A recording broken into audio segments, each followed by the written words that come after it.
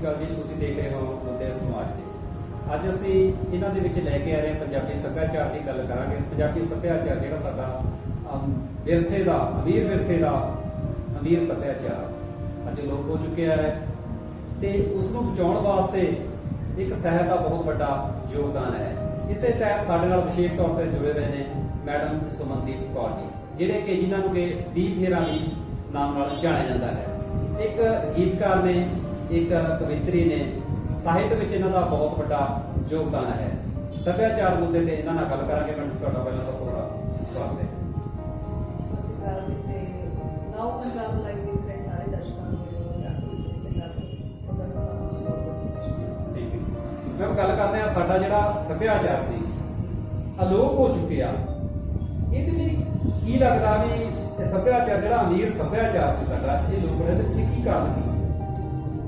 ਦੇਖੋ ਬਹੁਤ ਸਾਰੇ ਕਾਰਨ ਆ।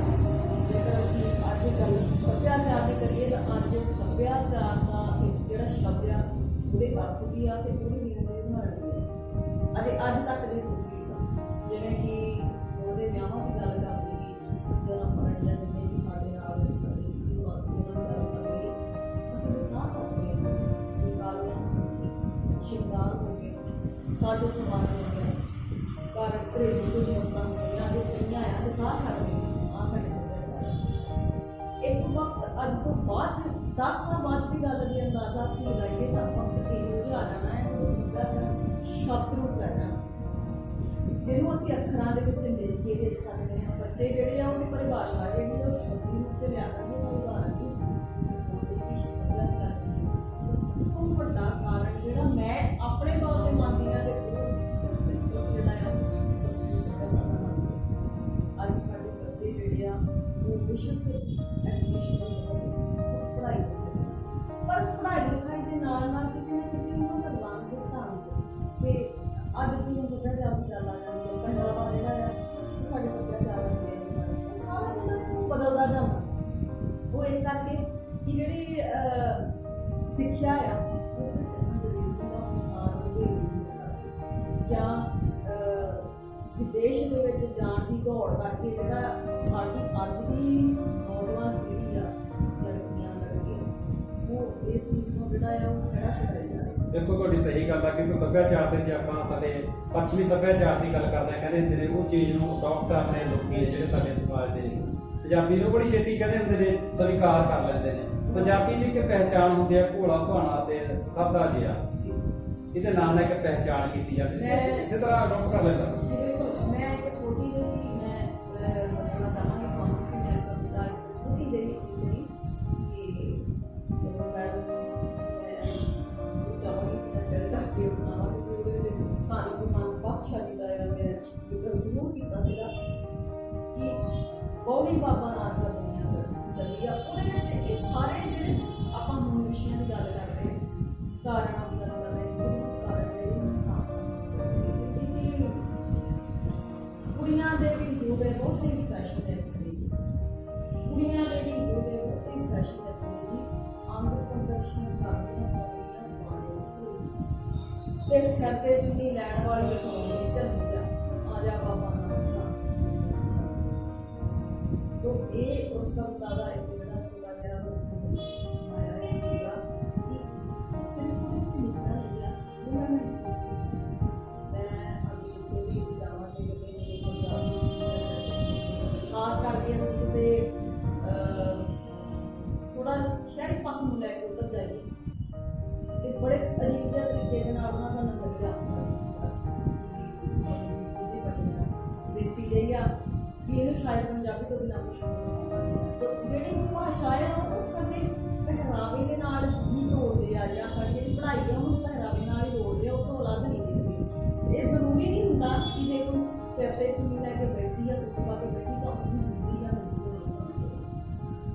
ਇਹ ਜਿਹੜਾ ਸਾਡਾ ਸੱਭਿਆਚਾਰਕ ਪਹਿਰਾਵਾ ਛੱਡਣ ਦਾ ਮੇਨ ਕਾਰਨ ਜਿਹੜਾ ਮੈਂ ਮੰਨਦੀ ਹਾਂ ਨਾ ਕਿ ਹੁੰਦੀ ਨੌਜਵਾਨ ਉਹ ਇਹੀ ਆ ਕਿ ਸਾਨੂੰ ਦੇਖ ਕੇ ਲੱਗਣਾ ਲੱਗੇ ਪੰਜਾਬੀ ਦੇ ਪਹਿਚਾਣ ਦਾ ਸ਼ੁਰੂ ਤੇ ਵਿਦੇਸ਼ੀ ਸ਼ਬਦ ਵਾਲੇ ਜਿਹੜੇ ਦੇਸੀ ਜਿਹੇ ਸਿੱਧੇ ਜਿਹੇ ਖੁੱਲੇ ਜਿਹੇ ਸੁਭਾਅ ਵਾਲੇ ਫਿਰ ਆਪਾਂ ਗੱਲ ਕਰਦੇ ਹਾਂ, ਬਾਕੀ ਤੁਹਾਡੀ ਸਹੀ ਗੱਲ ਆ, ਪੱਛਮੀ ਸੱਭਿਆਚਾਰ ਨੇ ਪ੍ਰਭਾਵਿਤ ਜ਼ਰੂਰ ਕੀਤਾ ਹੈ, ਕਿਉਂਕਿ ਲੋਕੀ ਜਿਹੜੇ ਹੱਸਣ ਨੂੰ, ਖੇਡਣ ਨੂੰ, ਨੱਚਣ ਨੂੰ, ਟੱਪਣ ਨੂੰ, ਲੋਕੀ ਜਿਹੜੇ ਇਹ ਸੋਚ ਕੇ ਲੋਕ ਬੈਠ ਗਏ ਨੇ ਵੀ ਚੀਜ਼ਾਂ ਜਿਹੜੀਆਂ ਅੱਜ ਦੇ ਸਮੇਂ ਤੇ ਸਾਡੇ ਫੈਸ਼ਨ ਦੇ ਨਾਲ ਅਟੈਚ ਨਹੀਂ ਕਰਦੀਆਂ। ਜੇ ਬਾਕੀ ਗੱਲ ਕਰਦਾ ਸਾਦੇ ਪਾਣ ਦਾ, ਗੱਲ ਉਹੀ ਆ ਜੀ ਕਿ ਤੁਸੀਂ ਇਹੀ ਕਹੋਗੇ ਸਾਦੇ ਪਾਣ ਨੇ ਪਹਿਨਿਆ ਬਣਾਉਟੀ ਰੂਪ ਜੀ ਕੀ ਕਹੋਗੇ ਜੀ? ਬਣਾਵਟੀ ਤਾਂ ਬਹੁਤ ਆ। ਪਰ ਇੱਕ ਸਮਾਂ ਸੀਗਾ ਜਦੋਂ ਸਾਡਾ ਸ਼ਿੰਗਾਰ ਜਿਹੜਾ ਸੀ ਤੇ ਦਰਦਾਸਾ ਗੱਲ ਸੱਭਿਆਚਾਰ ਦੀ ਹੋਈ। ਸੱਭਿਆਚਾਰ ਦਾ ਸ਼ਿੰਗਾਰ ਹੀ ਹੁੰਦਾ ਸੀ, ਸੁਰਮਾ ਤੇ ਦਰਦਾਸਾ ਤੇ ਕੰਨਾਂ ਦੇ ਵਿੱਚ ਹੋਏ ਤੇ ਗਲ ਦੇ ਵਿੱਚ ਬੁੱਧੀਆਂ ਹੁੰਦੀਆਂ ਸੀ, ਸੱਗੀ ਫੋਸਾਂ ਦੀ ਬਸ। ਅੱਜ ਉਹ ਸਿਰਫ ਤੇ ਸਿਰਫ ਇੱਕ ਸ਼ੋਸ਼ਾ ਬਣ ਗਿਆ ਹੈ, ਜਾਂ ਤਾਂ ਕਿਸੇ ਸ਼ਕੀਲ ਦੀ ਸ਼ੂਟਿੰਗ ਦੇ ਨਾਲ, ਜਾਂ ਕਾਲਜ ਦੇ ਵਿੱਚ ਜਿਹੜਾ ਅਸੀਂ ਇੱਕ ਕਲਚਰਲ ਕੋਈ ਪ੍ਰੋਗਰਾਮ ਕਰਦੇ ਹਾਂ ਉਹਦੇ ਦੌਰਾਨ, ਜਾਂ ਫਿਰ ਮੰਨ ਲਓ ਕਿਸੇ ਦਾ ਕੋਈ ਵਿਆਹ ਹੈ ਤੇ ਅਸੀਂ ਜਾਗੋ ਕਰਨੀ ਆ ਉਹ 1-2 ਘੰਟੇ ਦੇ ਵਾਸਤੇ, ਉਹ ਸਿਰਫ ਇੱਕ ਦਿਖਾਵਾ ਬਣ ਕੇ ਰਹਿ ਗਿਆ ਆ। ਪਰ ਅਸਲੀ ਤੇ ਅਮਲੀ ਰੂਪ ਤੇ ਉਹਨੂੰ ਅੱਜ ਕੋਈ ਬਣਾਉਣਾ ਨਹੀਂ ਚਾਹੁੰਦਾ।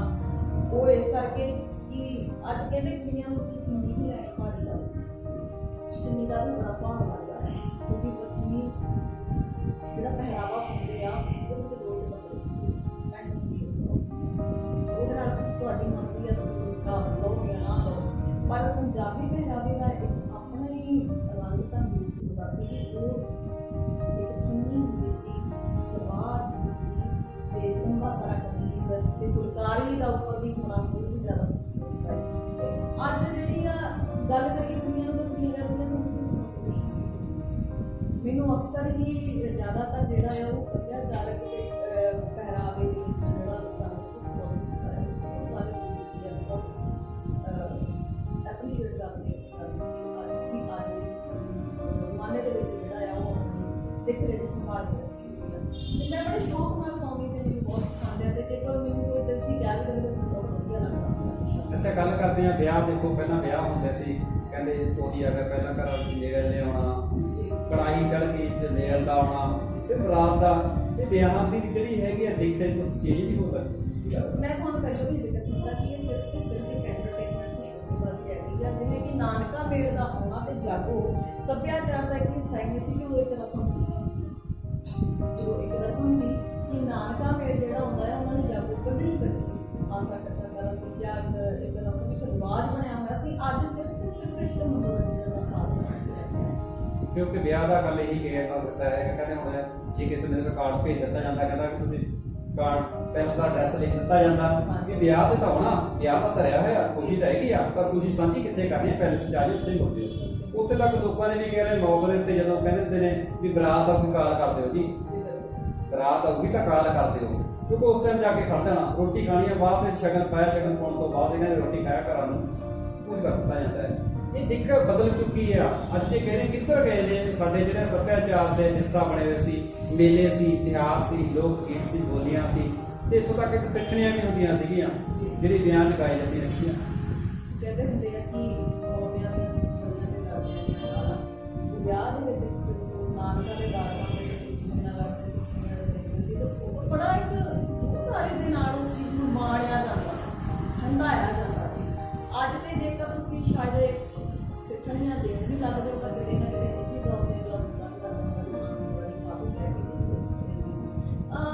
ਨਾ ਕਿ ਸਿਰਫ ਉਹ ਚੀਜ਼ਾਂ ਲੋਕ ਹੋਈਆਂ ਆ, ਜਿਗਰੇ ਵੀ ਲੋਕ ਹੋ ਗਏ, ਸਹਿਣ ਸ਼ਕਤੀ। ਉਦੋਂ ਸੁਭਾਅ ਜਿਹੜੇ ਸੀਗੇ ਉਹ ਚ ਹੋਰ ਤਰ੍ਹਾਂ ਦੇ ਸੀ, ਤਾਸੀਰ ਹੋਰ ਤਰ੍ਹਾਂ ਦੀ ਸੀ। ਅੱਜ ਜਿਹੜੀ ਆ ਅੱਜ ਪੀੜ੍ਹੀ ਆ ਜਾਂ ਬੱਚੇ ਬੜੇ ਐਡਵਾਂਸ ਹੋ ਗਏ ਨੇ, ਤੇ ਸਹਿਣ ਸ਼ਕਤੀ ਬਹੁਤ ਘੱਟ ਗਈ ਆ।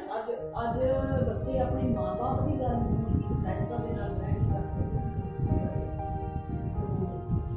ਆ ਜਿਹੜੀਆਂ ਚੀਜ਼ਾਂ ਆ ਇਹ ਸਿਰਫ ਤੇ ਸਿਰਫ ਪੱਛਮੀ ਸੱਭਿਅਤਾ ਦਾ ਰੰਗ, ਤੇ ਇਹ ਹੀ ਆ। ਹੋਰ ਇਸ ਤੋਂ ਇਲਾਵਾ ਮੈਨੂੰ ਲੱਗਦਾ ਨਹੀਂ ਕਿ ਕੋਈ ਵਿਸ਼ਾ ਹੈਗਾ ਜਿਹੜਾ ਕਰਕੇ ਸੱਭਿਆਚਾਰ ਜਿਹੜਾ ਉਹ ਹੁੰਦਾ ਜਾ ਰਿਹਾ ਹੈ, ਕਿਉਂਕਿ ਨਾ ਤਾਂ ਕਹਿਣ ਵਾਲੇ ਹੋ ਜਾ ਰਹੇ, ਨਾ ਸਹਿਣ ਵਾਲੇ ਹੋ ਜਾ ਰਹੇ। ਕਹਿੰਦੇ ਨਾ ਬੰਦ ਪੈਂਦੀ ਚਰਖੇ ਉੱਤੇ, ਨਾ ਝੂਟਦੀਆਂ ਮੁਟਿਆਰਾਂ। ਅੱਗੇ ਕਹਿੰਦੇ ਚਰਖਾ ਵੀ ਕੱਤ ਕੇ ਸੂਟ ਤਿਆਰ ਕਰਨਾ, ਨਾ ਬੇਟੀਆਂ ਝੂਟਦੀਆਂ ਮੁਟਿਆਰਾਂ ਨੇ। ਕੀ ਲੱਗਦਾ?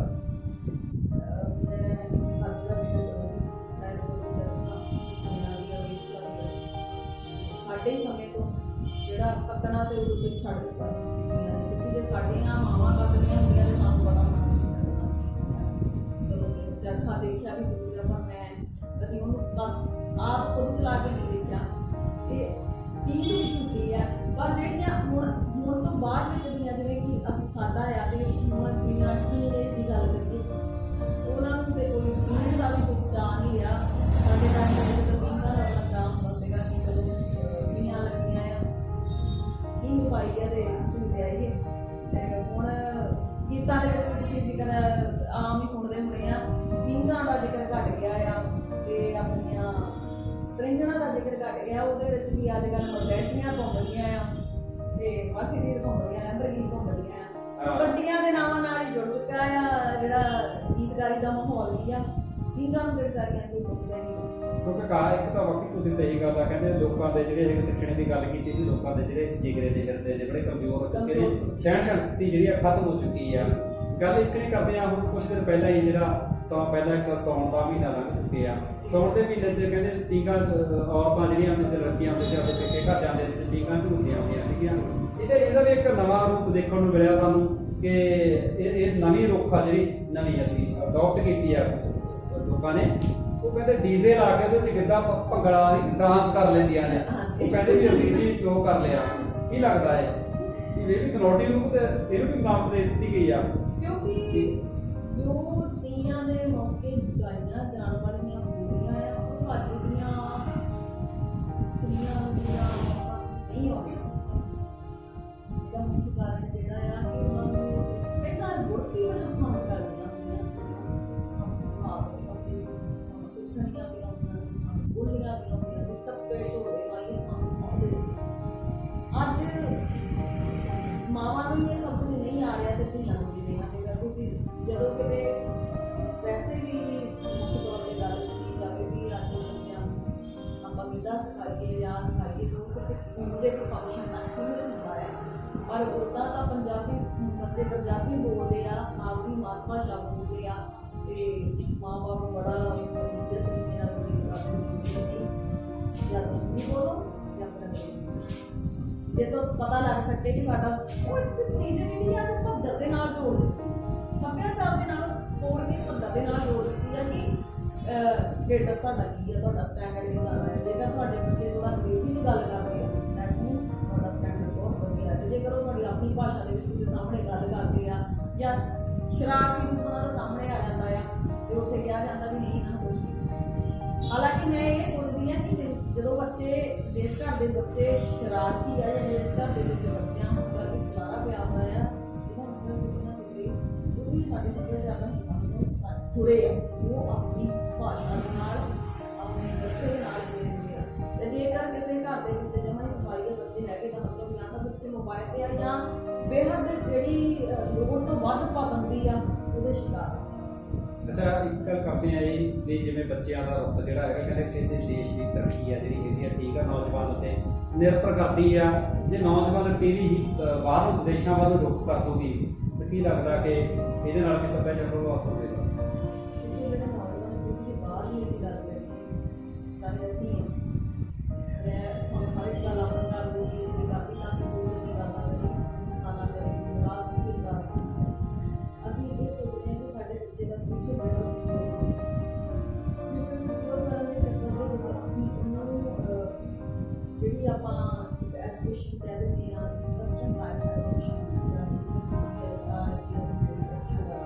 ਉਹ ਵਾਲੀ ਪੜ੍ਹਾਈ ਨਹੀਂ ਕਰਾਉਂਦੇ ਆ ਜਿਹਦੇ ਨਾਲ ਆਸਾਨੀ ਨਾਲ ਜਿਹੜਾ ਬਾਹਰਲਾ ਵੀਜ਼ਾ ਲੱਗ ਸਕੇ। ਉਹ ਇਸ ਲਈ ਆ ਕਿਤੇ ਨਾ ਕਿਤੇ ਅੱਜ ਸਾਡੇ ਦੇਸ਼ ਦੀਆਂ ਜੋ ਮੌਜੂਦਾ ਹਾਲਤ ਜਿਹੜੇ ਹੋਏ ਨੇ ਇਹਦੇ ਵਿੱਚ ਜਿਹੜਾ ਭਵਿੱਖ ਹੈ ਉਹ ਕਿਤੇ ਹਰ ਇੱਕ ਮਾਂ ਬਾਪ ਨੂੰ ਜਿਹੜਾ ਭਵਿੱਖ ਆ ਉਹ ਸੇਫ ਨਹੀਂ ਨਜ਼ਰ ਆ ਰਿਹਾ। ਇਹਦੇ ਕਰਕੇ ਹੁਣ ਮਾਂ ਬਾਪ ਦੇ ਬੱਚੇ ਦੀ ਸਭ ਤੋਂ ਵੱਡਾ ਜਿਹੜਾ ਕਾਰਨ ਹੈ ਉਹ ਐਸਾ ਨਹੀਂ ਹੈ ਕਿ ਨਾ ਤਾਂ ਰਾਜਾ ਹੋ ਜਾਏ ਤੇ ਨਾ ਪ੍ਰਜਾ ਹੋ ਜਾਏ। ਮੈਂ ਪਹਿਲਾਂ ਹੀ ਕਿਹਾ ਸੀ ਕਿ ਨਾ ਤੇ ਕਹਿਣ ਦੇ ਢੰਗ ਰਹੇ ਆ ਤੇ ਨਾ ਸਹਿਣ ਦੇ ਢੰਗ ਰਹੇ ਆ, ਜਿਹਦੇ ਕਰਕੇ ਜਿਹੜੀਆਂ ਸਹਿਣ ਸ਼ਕਤੀਆਂ ਬੱਚੇ ਜਿਹੜੇ ਹਨ ਕਿਉਂਕਿ ਅੱਜ ਬਹੁਤ ਸਾਰੀਆਂ ਚੀਜ਼ਾਂ ਹੈਗੀਆਂ ਜਿਹੜੀਆਂ ਮੈਂ ਜ਼ਿਕਰ ਤਾਂ ਨਹੀਂ ਕਰਨਾ ਚਾਹੁੰਦੀ, ਪਰ ਜਿਹੜੀਆਂ ਸਾਡੇ ਦੇਸ਼ ਦੇ ਨਾਲ ਜਾਂ ਦੇਸ਼ ਦੀ ਵਿਵਸਥਾ ਦੇ ਨਾਲ ਜੁੜੀਆਂ ਹੋਈਆਂ ਸਿਸਟਮ ਬਣਾ ਕੇ ਰੱਖੀਆਂ ਕਿ ਬੇਰੁਜ਼ਗਾਰੀ ਹੋ ਗਈ, ਨਸ਼ਿਆਂ ਦੀ ਲੱਤ ਹੋ ਗਈ, ਜਾਂ ਹੋਰ ਬਹੁਤ ਸਾਰੀਆਂ ਜਿਹੜੀਆਂ ਕੁਰੀਤੀਆਂ, ਸਮਾਜਿਕ ਕੁਰੀਤੀਆਂ ਆ, ਉਹਨਾਂ ਕਰਕੇ ਵੀ ਅਸੀਂ ਚਾਹੁੰਦੇ ਹਾਂ ਕਿ ਸਾਡੇ ਬੱਚੇ ਜਿਹੜੇ ਆ ਉਹ ਵਿਦੇਸ਼ੀ ਸਫ਼ਰ ਚੱਲਦੇ ਚੱਲਦੇ ਜੀ ਆਪਾਂ ਗੱਲ ਕਰਾਂਗੇ ਕੋਈ ਇਹੋ ਜਿਹੀ ਕਵਿਤਾ ਜਿਹੜੀ ਤੁਸੀਂ ਸੱਭਿਆਚਾਰ ਪ੍ਰਤੀ ਤੁਹਾਡੇ ਬਸ ਇਸ ਪ੍ਰੋਗਰਾਮ ਨੂੰ ਲੈ ਕੇ ਛੋਟਾ ਜਿਹਾ ਕੁਝ ਲਿਖਿਆ ਸੀ ਕਿ ਪੰਜਾਬ ਜਿਹਾ ਕਿਤੇ ਸਵਾਦ ਹੈ ਨਹੀਂ। ਇਹ ਉਸ ਪੰਜਾਬ ਦੀ ਗੱਲ ਹੈ ਜਿਹੜਾ ਪੰਜਾਬ ਅਸੀਂ ਅਕਸਰ ਕਿਤਾਬਾਂ ਦੇ ਵਿੱਚ ਪੜ੍ਹਦੇ ਹਾਂ ਜਾਂ ਸਾਡੇ ਦਾਦੇ ਪੜਦਾਦੇ ਦੇ ਟਾਈਮ ਜਾਂ ਆਪਣੇ ਅੱਜ ਅਸੀਂ ਪੰਜਾਬ ਜਿਹਾ ਕਿਤੇ ਸਵਾਦ ਹੈ ਨਹੀਂ, ਪੰਜਾਬ ਜਿਹਾ ਕਿਤੇ ਪਿਆਰ ਸਭਿਅਤਾ ਹੁੰਦੀ ਹੈ ਹਰ ਵਕਤ ਦੀ ਆਪੋ ਆਪਣੀ, ਹਰ ਸਾਰੀ ਦੁਨੀਆ ਪੰਜਾਬ ਦੇ ਸੱਭਿਆਚਾਰ ਦੇ ਸੱਭਿਆਚਾਰ ਗੱਲ ਭੰਗੜੇ ਦੀ ਹੋਵੇ ਜਾਂ ਫਿਰ ਕਿਸੇ ਦੀ ਹੋਵੇ, ਪੱਗ ਟੇਢੀ ਦੀ ਹੋਵੇ ਤੇ ਚੀਜ਼ ਗੱਲ ਭੰਗੜੇ ਦੀ ਹੋਵੇ ਜਾਂ ਫਿਰ ਕਿਤੇ ਦੀ ਹੋਵੇ, ਪੱਗ ਟੇਢੀ ਦੀ ਹੋਵੇ ਜਾਂ ਚੀਜ਼ ਕਿਤੇ ਦੀ ਹੋਵੇ, ਉਹ ਨੂੰ ਉਗਤੀਆਂ ਸੱਗੀ ਫੁੱਲ ਵਰਗੇ ਗਹਿਣੇ, ਸੁਰਮੇ ਤੇ ਦੰਦਾਸੇ ਜਿਹਾ ਸ਼ਿੰਗਾਰ ਹੈ ਨਹੀਂ। ਸੱਭਿਅਤਾ ਹੁੰਦੀ ਹੈ ਹਰ ਮੁਲਕ ਦੀ ਆਪੋ ਆਪਣੀ, ਪਰ ਪੰਜਾਬੀ ਸੱਭਿਆਚਾਰ ਦਾ ਕਿਤੇ ਸੱਭਿਆਚਾਰ ਪਾਵਨ ਗੁਰਬਾਣੀ ਵਿਚਲੇ ਰਾਗ, ਸਿੱਠਣੀਆਂ ਬੋਲੀਆਂ ਘੋੜੀਆਂ ਸੁਹਾਗ, ਤੂੰਬੀ ਅਲਗੋਜ਼ੇ ਤੇ ਪਾਵਨ ਗੁਰਬਾਣੀ ਵਿਚਲੇ ਰਾਗ। ਬੋਲੀ ਸਾਡੀ ਗੁਰਮੁਖੀ ਬੋਲੀ ਮਾਂ ਬੋਲੀ ਜਿੰਨਾ ਉੱਚਾ ਕਿਸੇ ਬੋਲੀ ਦਾ ਮਿਆਰ ਹੈ ਨਹੀਂ। ਉਂਝ ਸੱਭਿਅਤਾ ਹੁੰਦੀ ਹੈ ਹਰ ਮੁਲਕ ਦੀ ਆਪੋ ਆਪਣੀ, ਪਰ ਪੰਜਾਬੀ ਸੱਭਿਆਚਾਰ ਹੁੰਦਾ ਕਿਤੇ ਸੱਭਿਆਚਾਰ ਹੈ। ਪੰਜਾਬ ਦੀਆਂ ਰੌਣਕਾਂ ਤੇ ਪੰਜਾਬ ਦੇ ਰੰਗ ਜ਼ਿੰਦਗੀ ਨੂੰ ਜਿਉਣ ਤੇ ਮਾਣਨ ਦਾ, ਪੰਜਾਬ ਦੀਆਂ ਰੌਣਕਾਂ ਤੇ ਪੰਜਾਬ ਦੇ ਰੰਗ ਜ਼ਿੰਦਗੀ ਨੂੰ ਜਿਉਣ ਤੇ ਮਾਣਨ ਦੇ ਢੰਗ ਇਹਨਾਂ ਪੰਜਾਬੀਆਂ ਜਿਹਾ ਤਾਂ ਕਿਧਰੇ ਕਰਤਾਰ ਹੈ ਨਹੀਂ। ਹੁਣ ਜੇ ਸੱਭਿਅਤਾ ਤਾਂ ਹੁੰਦੀ ਹੈ ਹਰ ਮੁਲਕ ਦੀ ਆਪੋ ਆਪਣੀ, ਪਰ ਪੰਜਾਬੀ ਸੱਭਿਆਚਾਰ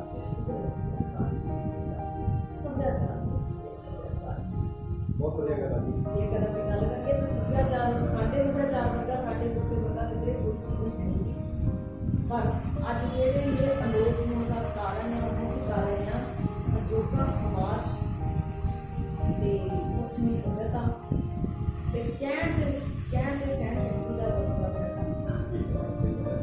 ਕਹਿੰਦੇ ਸਾਡਾ ਜਿਹੜਾ ਅਮੀਰ ਵਿਰਸਾ ਜਿਹੜਾ ਹੋ ਰਿਹਾ ਉਹ ਆਪਣੇ ਕੰਮ ਵੱਧ ਰਿਹਾ, ਲੋੜ ਹੈ ਇਸ ਨੂੰ ਸੱਭਿਆਚਾਰ ਨੂੰ ਰੋਕਣ ਦੀ। ਇਹ ਸੰਸੀ ਮੈਡਮ ਸਮਨਦੀਪ ਕੌਰ ਮੈਡਮ ਦੀ ਮੇਰਾ ਜੀ ਜਿਹੜੇ ਕਿ ਸਾਹਿਤਕਾਰ ਨੇ, ਜਿਨ੍ਹਾਂ ਨੇ ਦੱਸਿਆ ਕਿ ਸੱਭਿਆਚਾਰ ਨੂੰ ਰੋਕਣ ਵਾਸਤੇ ਜਿਹੜਾ ਅਸੀਂ ਉਪਰਾਲੇ ਕਰ ਰਹੇ ਹਾਂ ਤੇ ਕਰਦੇ ਰਹਾਂਗੇ। ਸਾਹਿਤਕਾਰ ਦਾ ਤਾਂ ਵੈਸੇ ਹੀ ਬਹੁਤ ਵੱਡਾ ਰੋਲ ਹੁੰਦਾ ਹੈ ਸੱਭਿਆਚਾਰ ਦੀ ਹੋਂਦ ਨੂੰ ਬਚਾਉਣਾ ਤੇ ਉਹਨੂੰ ਚਿਰਸਥਾਈ ਰੱਖਣਾ, ਪਰ ਸਮੇਂ ਦੀ ਲੋੜ ਬਦਲਾਅ ਲੈ ਕੇ ਆ ਰਹੀ ਹੈ। ਬਦਲਾਅ ਵੀ ਜ਼ਰੂਰੀ ਨੇ, ਤਰੱਕੀ ਵੀ ਜ਼ਰੂਰੀ ਹੈ। ਤਰੱਕੀ ਇੰਨੀ ਵੀ ਜ਼ਰੂਰੀ ਨਹੀਂ ਹੁੰਦੀ ਕਿ ਕਿਸੇ ਚੀਜ਼ ਦੀ ਹੋਂਦ ਨੂੰ ਹੀ ਖਾਤਮੇ ਵੱਲ ਲੈ ਚੱਲ ਸਕੇ। ਨਵੇਂ ਮੁੱਦੇ ਨਾਲ ਤੁਹਾਡੇ ਨਾਲ ਫਿਰ ਦੁਬਾਰਾ ਫਿਰ ਰੂਬਰੂ ਹੋਵਾਂਗੇ। ਤਦ ਤੱਕ ਲਈ ਸਾਨੂੰ ਦਿਓ ਇਜਾਜ਼ਤ। ਸਤਿ ਸ਼੍ਰੀ ਅਕਾਲ।